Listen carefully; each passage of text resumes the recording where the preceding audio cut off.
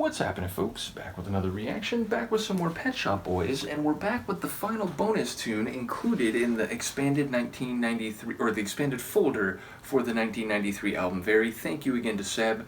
And this one is apparently a Very outtake, which I take to mean it was not actually a B-side that was released, but it was a song that was eventually just put on the shelf and was not used, and was released later as part of a deluxe or special edition. There were some comments about what the next step should be, and please do comment, Seb, if you have a roadmap or at least a suggestion that you think would be ideal. People have asked about the dance albums. I do have those, and again, thank you to Seb, but there was someone who said there was like some companion piece, which I don't think it was dance. I forget exactly what it was. So basically, I'll do whatever the best next step is, and of course, if there's different opinions, I'll try to weigh what people say and, you know, make the decision that seems best. But ultimately, whether it's moving on to the next studio album, going to one of the remix albums, or, you know, supplementary release, whatever it is, I'll do what seems most appropriate and what seems to be at least the majority consensus. In any case, the final tune, which again I think is an outtake from Very, in the folder is Forever in Love, which, if it was anyone other than Pet Shop Boys, or at least if it was a band that has songs that are often more straight away in their sentiments and the potential for a narrative, I would say, okay, this is likely to be an expression of a commitment, a purposeful embrace of being in love perpetually, no matter, you know, come what may. But because Pet Shop Boys is often so nuanced and clever and, in some cases, you know, sarcastic or ironic in the expression of some of the song titles or a sentiment that you could read from a song title, I wonder what might be at play here, and whether, you know, being forever in love would be seen as naive or foolish, or, you know, something that people do when they don't know what they're doing. So yeah, I wonder what might be at play here. I'll try to catch what I can. This is Pet Shop Boys with a Very outtake called Forever in Love.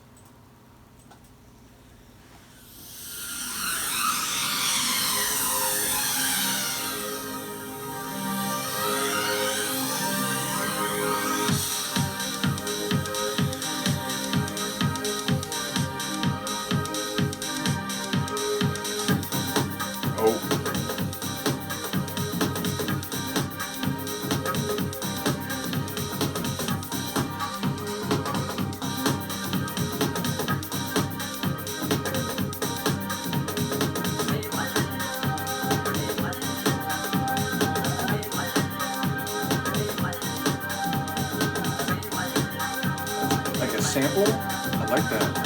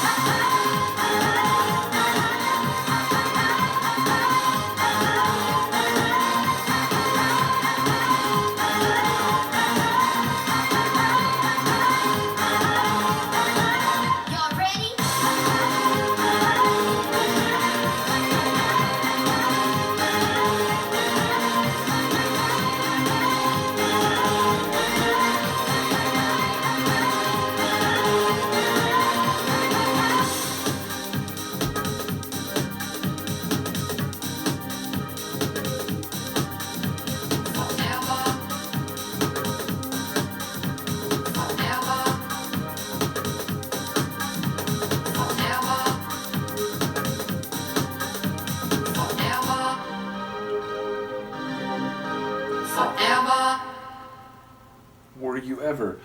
Yeah, I like that a lot. So, first of all, it feels like a early 90s house slash techno tune done as a pop song, or maybe a pop song remixed as a house slash techno track.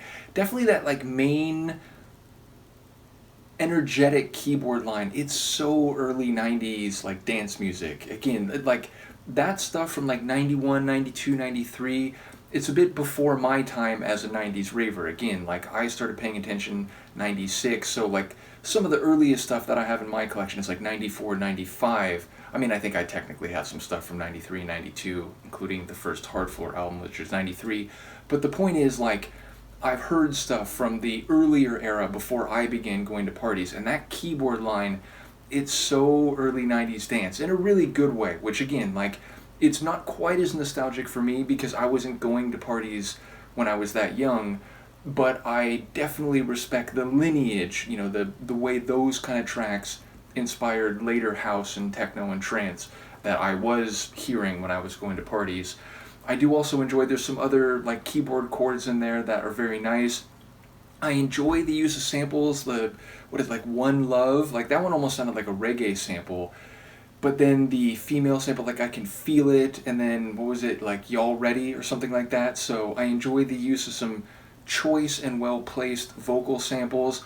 I enjoy the dichotomy of Forever in Love, Were You Ever in Love? And, you know, with the second one being a question, it's like it states something that has a very absolute type of quality, forever in love, and then whoops, wait, were you ever in love? Was it ever the case? Never mind forever. What, you know, was it the case at any particular moment? And the first verse seemed to really get at that dichotomy or disagreement in that, you know, it's like, oh, you know, if you ever like met someone that like really just kind of clicked with you and you felt infatuated and you were talking to them even though you didn't know them, and then it was like Neil's vocals got very kind of quiet and whispered, and it was something like practical and tactical, which sounds like, you know, there's suddenly this game, this, you know, this dance, this engagement. But I wondered if like some of that I was barely hearing is like, well, what if you're already with someone, or, you know, you're forever in love and then oops, someone upset the apple cart and now kind of, you know, is distorted that love map of being forever in love, and now you're maybe in danger of doing something that would be immoral, but like, you know, you're compelled, you're drawn, you're infatuated. And then like as it went on, it seemed like other verses were like taking at least a different angle on the concept of being forever in love. But either way, it felt like it's asking questions about, you know, continuity or discontinuity in emotional feeling, and the way that maybe these tropes of, you know, absolute idealized understanding of love are often different or more complicated in practice. Either way, I enjoy, again, the like dance floor tune, but still with a lot of like synth pop stylings. Definitely there's some moments where it gets almost like a 12-inch mix where some vocals are being looped, and, you know, there's some of those like synth orchestra hits, and it gets very flourishy and dramatic, and then would, you know, strip down and smooth out again. I did also enjoy the sections where the vocals were almost, they weren't quite like rhyming or rapping or like spoken, but they were a lot closer to that than Neil's kind of smooth, dreamy delivery. So I enjoyed the variety sonically and vocally of this one as it played out.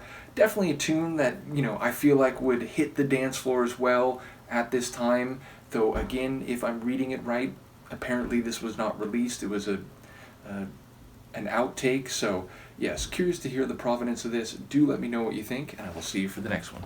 Peace.